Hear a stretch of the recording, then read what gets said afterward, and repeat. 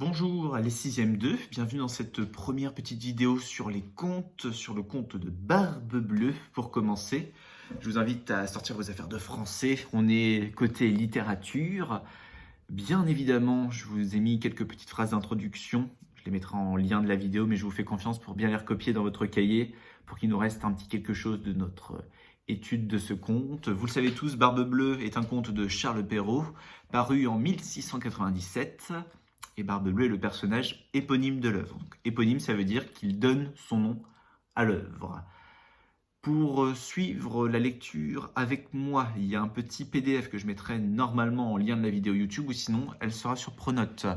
Soit vous lisez le texte par vous-même chez vous, soit vous suivez avec moi la lecture avec le texte, je pense que c'est le plus malin, soit vous pouvez aussi juste m'écouter. Si jamais il y a des termes de vocabulaire qui vous posent problème, des choses que vous n'avez pas compris pendant votre lecture, vous m'envoyez vos questions, je me ferai un plaisir d'y répondre, n'hésitez pas.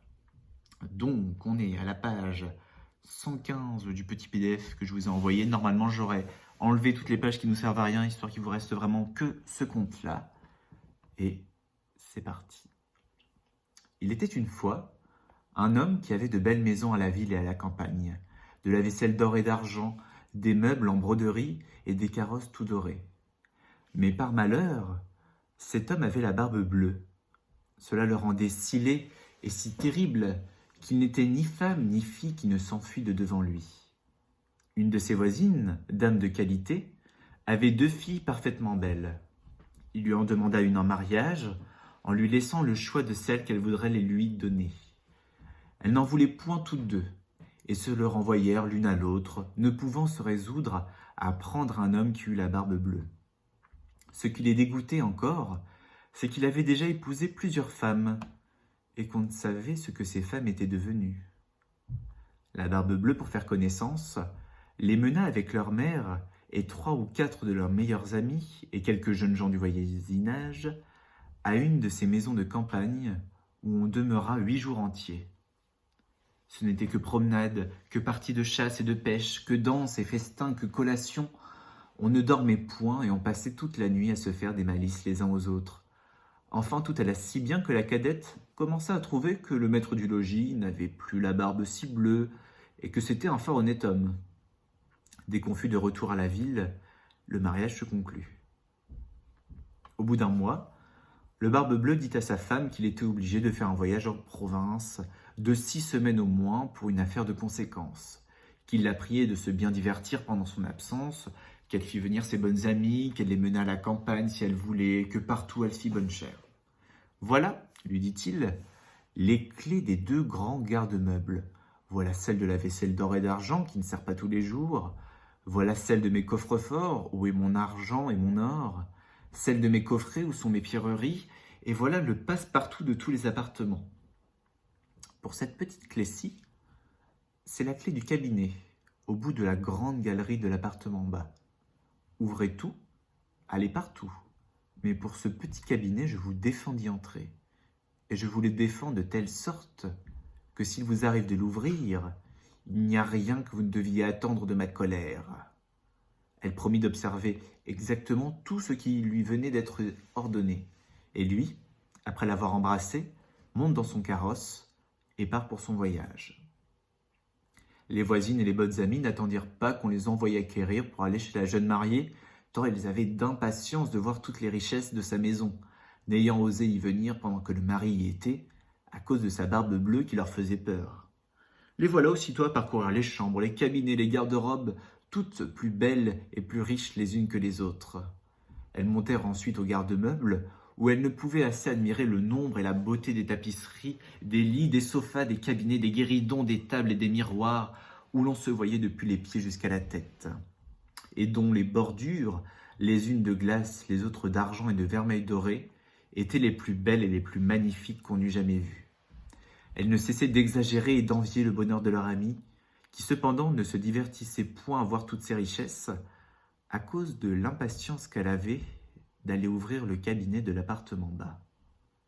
Elle fut si pressée de sa curiosité que, sans considérer qu'il était malhonnête de quitter sa compagnie, elle descendit par un escalier dérobé, et avec tant de précipitation qu'elle pensa se rompre le cou 2 ou 3 fois.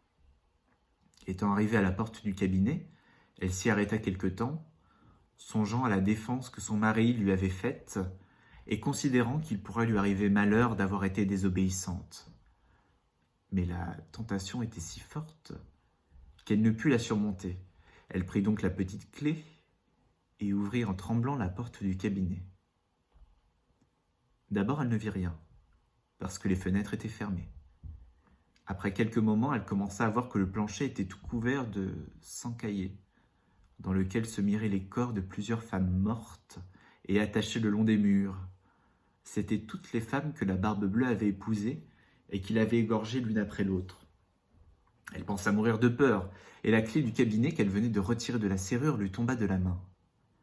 Après avoir un peu repris ses esprits, elle ramassa la clé, referma la porte et monta à sa chambre pour se remettre un peu. Mais elle n'en pouvait venir à bout tant elle était émue.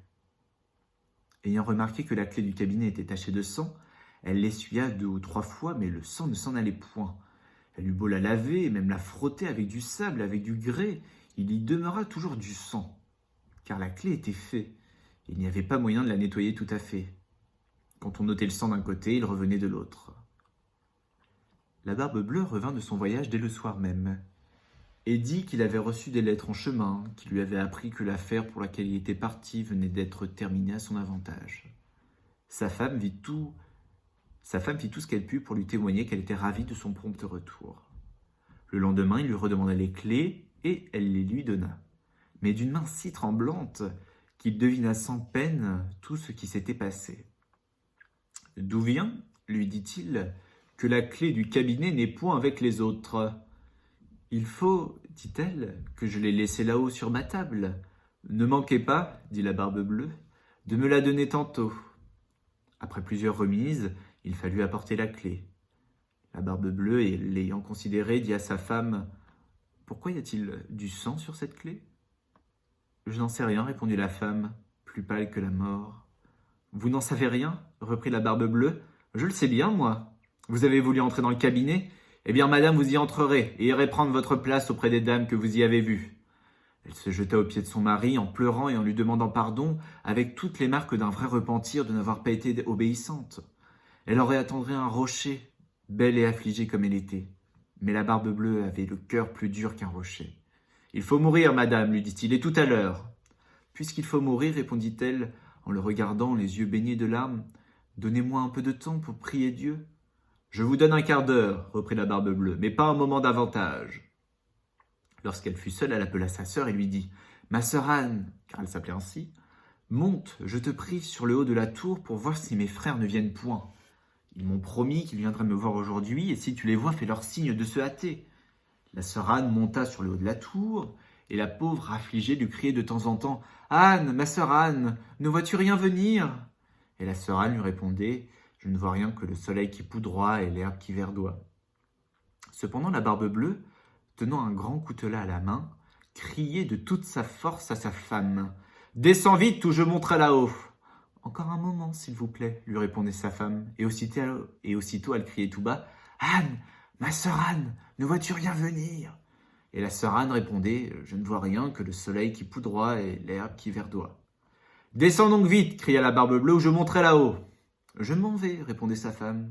Et puis elle criait « Anne, ma sœur Anne, ne vois-tu rien venir ?»« Je vois, répondit la sœur Anne, une grosse poussière qui vient de ce côté-ci. Sont-ce mes frères ? Hélas, non, ma sœur, je vois un troupeau de moutons. Ne veux-tu pas descendre ? Criait la Barbe-Bleue. Encore un petit moment, répondait sa femme.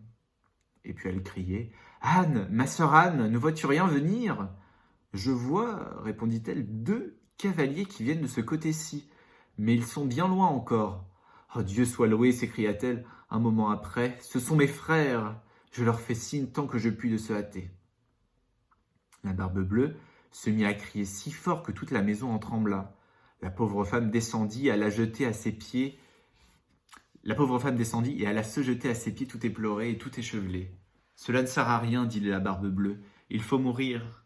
Puis la prenant d'une main par les cheveux et de l'autre levant le coutelas en l'air, il allait lui trancher la tête. La pauvre femme se tournant vers lui et le regardant avec des yeux mourants, le pria de lui donner un petit moment pour se recueillir. « Non, non, dit-il, recommande-toi bien à Dieu. » Et levant son bras, Dans ce moment, on heurta si fort à la porte que la Barbe-Bleue s'arrêta tout court. On ouvrit et aussitôt on vit entrer 2 cavaliers qui, mettant l'épée à la main, coururent droit à la Barbe-Bleue. Il reconnut que c'étaient les frères de sa femme, l'un dragon et l'autre mousquetaire, de sorte qu'il s'enfuit aussitôt pour se sauver.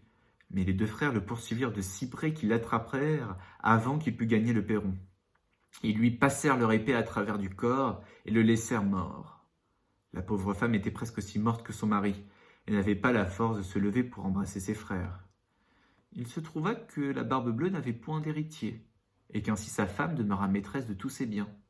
Elle en employa une partie à marier sa sœur Anne avec un jeune gentilhomme dont elle était aimée depuis longtemps, une autre partie à acheter des charges de capitaine à ses 2 frères, et le reste à se marier elle-même à un fort honnête homme qui lui fit oublier le mauvais temps qu'elle avait passé avec la Barbe-Bleue.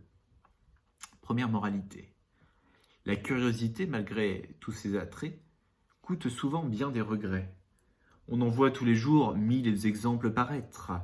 C'est n'en déplaise au sexe, un plaisir bien léger. Dès qu'on le prend, il cesse d'être, et toujours il coûte trop cher. Autre moralité.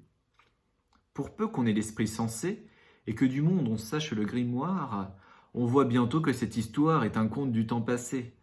Il n'est plus d'époux si terrible, ni qui demande l'impossible, fût-il malcontent et jaloux. Près de sa femme, on le voit filer doux, et de quelque couleur que sa barbe puisse être, on a peine à juger qui des 2 est le maître. Et voici pour ce premier petit conte. J'espère ne pas avoir fait trop de lapsus et ne pas avoir échangé trop de mots. Si jamais vous avez des questions pour ce qui est du vocabulaire, certains mots sont expliqués, mais sinon je peux aussi vous aider bien évidemment. Donc vous me mettez un petit commentaire ou vous m'envoyez un message via Pronote et je me ferai un plaisir de vous répondre. Sur ce, je vous souhaite une bonne fin de journée. Je vous demande d'être bien sage et d'être bien studieux comme à votre habitude. Et à bientôt dans une prochaine vidéo.